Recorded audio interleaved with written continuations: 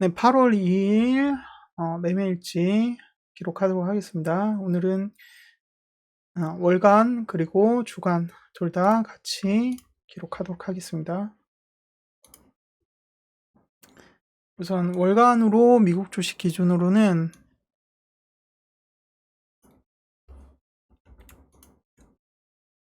300만 원 정도 수익이 난 상태이고 미실현 그 수익이 있기 때문에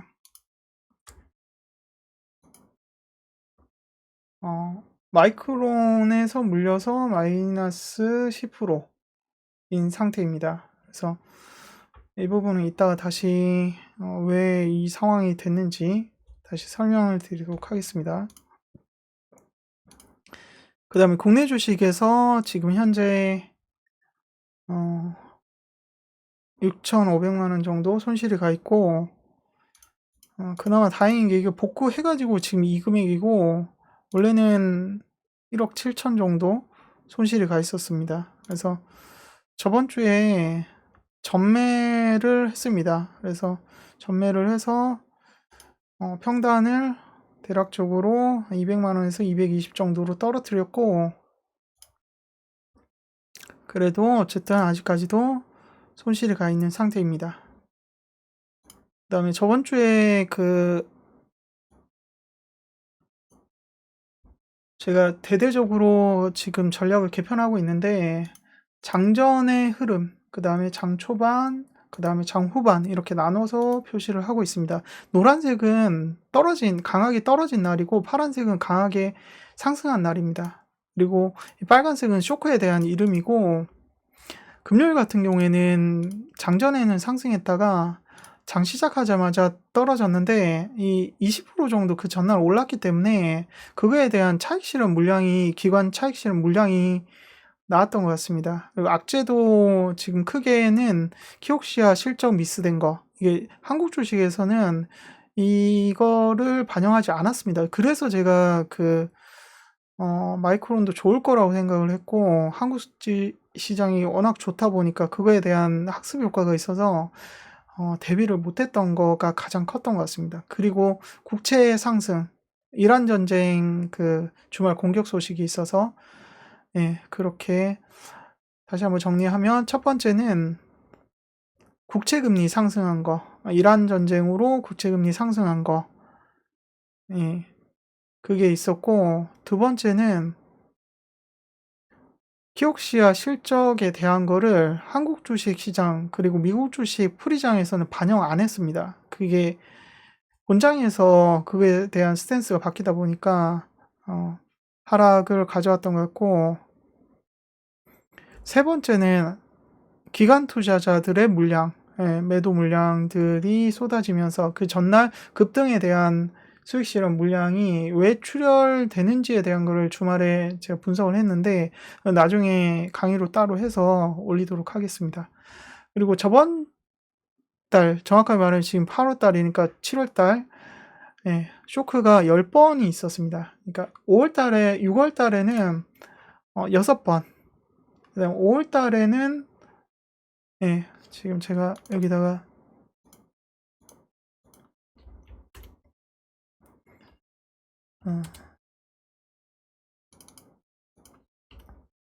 이렇게 됩니다. 6번, 5월 달에도 6번, 4월 달에는 1번, 3월 달에는 5번.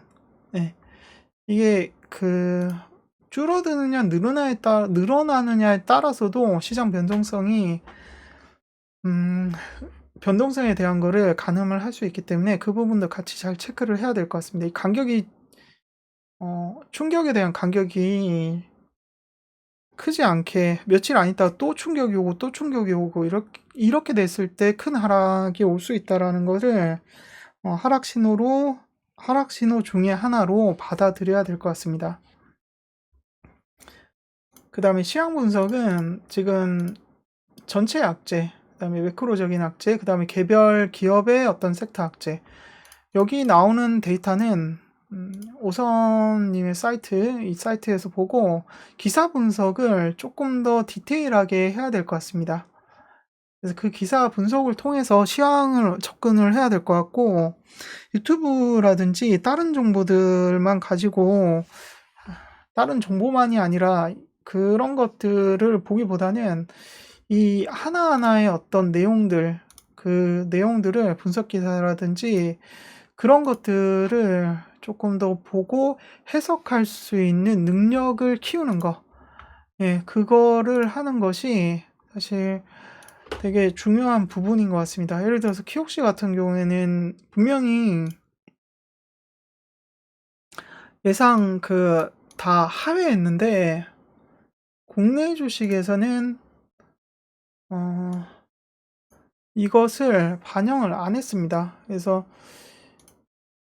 예상을 하회한 거, 이게 전년동비 이거 중요한 게 아니라 예상을 하회한 거, 이 부분이 중요했는데 그 부분을 놓쳤다라는 거, 그 다음에 국채금리 못 본 거, 네, 그런 부분들은 매크로적인 악재, 그 다음에 개별 섹터의 악재, 그런 부분들을 해석할 수 있는 기사를 보고 해석하고 당일의 어떤 포지션, 그리고 세 번째는 기관 투자자들의 어떤 포지션이 어떤 식으로 구축이 될지에 대한 거를 장 초반에 특히 그 물량들이 나온다라고 하면 알고리즘에 의한 프로그램 매도가 장 초반에 쏟아지고, 그거에 대한 방향성을 읽고 개인 투자자라든지 다른 물량들이 더 나올지 말지가 결정이 되기 때문에 그런 부분들을 조금 더 보고 결정을 해야 될 것 같습니다. 그 다음에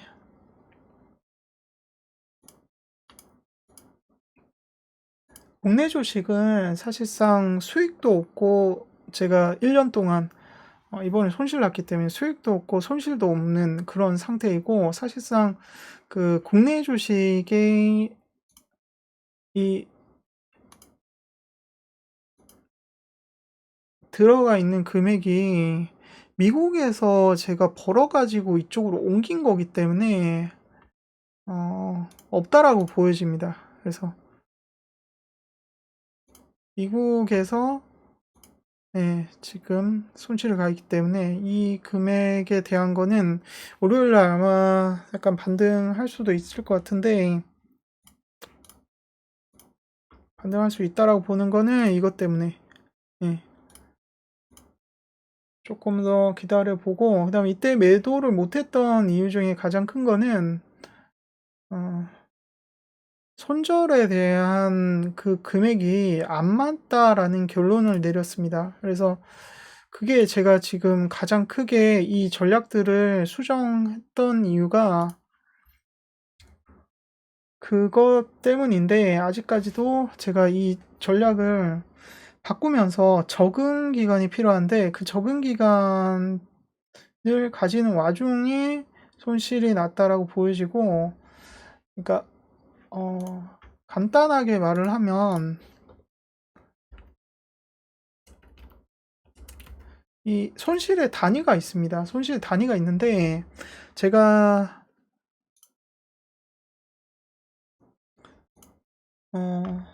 25% 주로 거래했던 거는 사실상 이 35%에서 65% 이 정도로 거래를 했는데, 본장 들어가서 제가 50%를 매수를 하고 좀 하락에 대한 거를 더 하락하지 않을 것 같아서 이거 100%로 다시 해서 전체 물량을 다 들어갔습니다.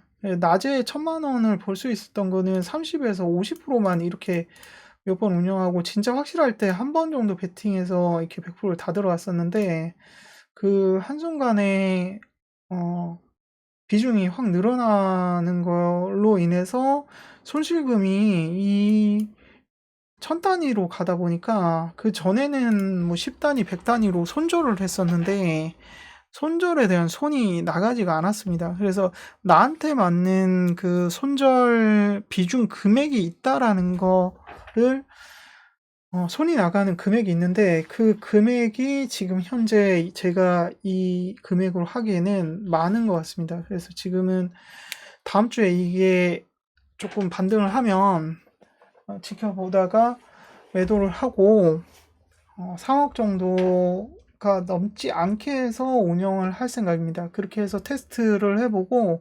그래도 손실이 나는 거에 대한 손절이 안 된다라고 하면 다시 그거에서 한 30%를 더 덜어내고 비중을 가져간다든지 그렇게 해서 조절을 할 생각입니다. 제가 1년 하고 지금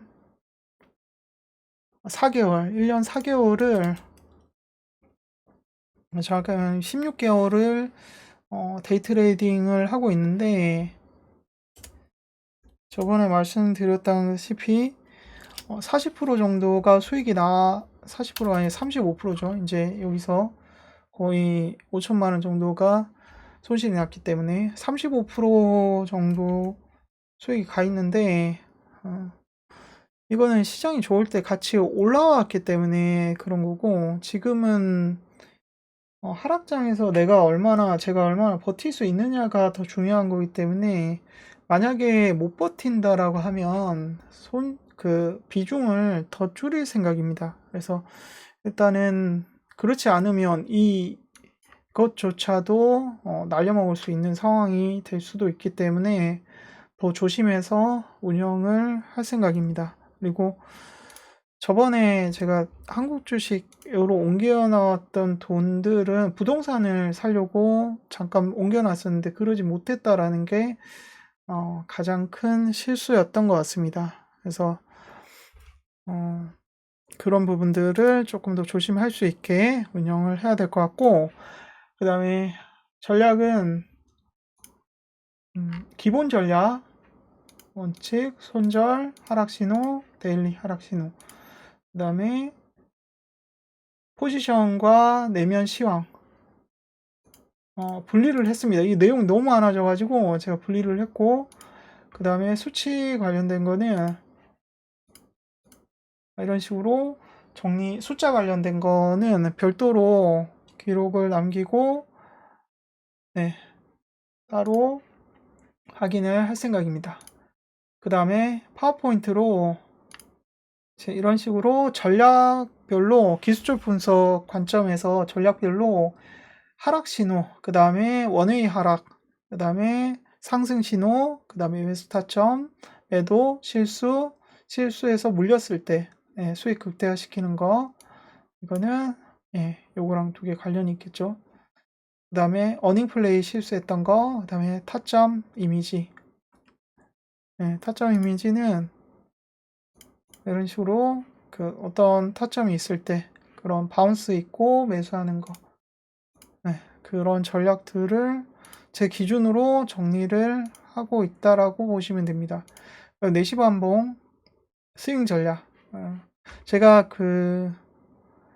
원래는 평단이 270 정도였는데 220만 원에서 210만 원대로 하이닉스 떨어뜨릴 수 있었던 거는 지금 사실상 이 금액이 아닙니다. 근데 제가 계산해 본 바로는 220에서 200만 원 그 언저리로 평단이 떨어졌는데 어쨌든 아직도 높다라고 보이시고 전매를 하면서 이 부분은 떨어졌습니다. 그거를 볼 수 있던 관점은 마이크론이 고점 대비 40% 정도가 떨어졌고 하이닉스 마이너스 58% 정도 떨어졌고 이때 하이닉스도 바운스가 발생을 했고 바운스가 생기고 나서 어떤 그 반등하는 타점이 나왔습니다. 그래서 이거 보고 매수를 했다라고 보시면 됩니다. 그래서 이쪽에 매물대가 있고 이 매물대 아래에 갭이 있습니다. 그래서 이 약간의 틈이 있는 이 부분에 딱 걸쳐 있죠. 지금 앞쪽까지 봤을 때 5월 8일 그 갭 뜨기 전까지 주차한 상황이고 지금 이 위로 요거죠. 요 라인 175만원 뚫고 일단은 그 위로 올라가야 됩니다. 올라가야 되고 그 다음에 이 매물대 위를 뚫어줄 수 있느냐 없느냐 그리고 그 다음 관문은 100일선 위로 갈 수 있느냐 없느냐. 이것을 어떻게 볼 수 있냐면 그 전에 데이터로 보면 여기 바운스 생기고 100일선 아래쪽으로 터치했다가 반등했고, 이때도 마찬가지였습니다. 100일선 밑에 있다가 강한 반등이 왔고, 지금 만약에 100일선을 뚫지 못하고 여기서 맞고 내려오면 정말 이 최악의 상황이 발생할 것 같은데, 최악이라기보다는 장기간 횡보 구간에 들어갈 가능성이 커집니다. 그래서 지금 이때도 횡보를 했던 게, 그때는 100MA 위에 있었긴 한데, 통상적으로 상승에 와 있었기 때문에 이 박스에 들어왔던 이 조정 구간보다 더 긴 조정 구간이 올 수도 있습니다. 그래서 지금 1개월, 2개월 거의 이때도 1개월, 2개월 조금 안 되게, 그 2개월보다는 길 수도 있을 가능성이 큽니다. 이 위로 갈 수 있는 상황이 만들어지려면. 그렇기 때문에 제가 한국 주식에 들고 있는 이때 목요일 날 샀던 이 물량 말고는, 나머지 누구죠? 이 물량 말고는 6개월에서 2년 정도를 보고 들어간 그 물량이기 때문에 일단은 가지고 있으면서 또 다른 기회가 생기면 매수 매도를 하겠지만 그냥 둘 생각입니다, 일단은. 그래서 어떤 방향성에 대한 문제가 틀렸다라고 생각하지는 않기 때문에 끌고 가고, 대신에 한국 주식에 있는 그런 영향을 트레이딩하는 미국 주식의 그런 매수 매도에 영향을 받지 않게끔 심리적으로 안전하게 분리할 수 있는 그런 스킬을 좀 키울 필요가 있을 것 같습니다. 네, 이상으로 매매일치 마치도록 하겠습니다.